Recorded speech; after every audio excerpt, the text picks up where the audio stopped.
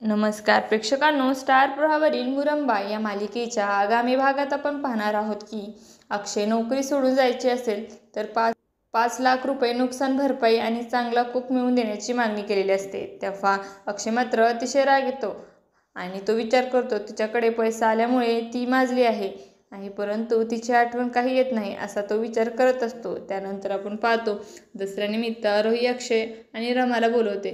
बाबांनी मला हे पान दिलं आहे माझ्या नावाचे। बाबा म्हणतो की सोन्यासारखी माणसं आपल्याजवळ राहावी म्हणून हे पान तुझ्याजवळ ठेव आणि त्या पानावर आरोहीचे नाव टाकलेले असते।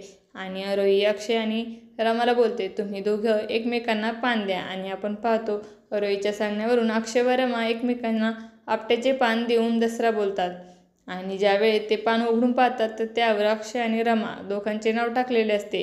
तेव्हा दोघेही आश्चर्यचकित होऊन एकमेकांकडे पाहू लागतात।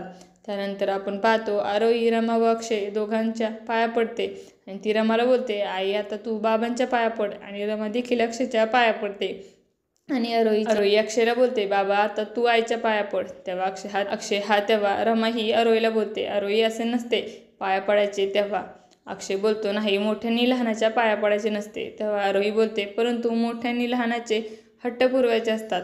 आता मी तुला सांगते ना आईच्या पाया पड। आणि तेव्हा अक्षय देखील अतिशय गुंजून जातो।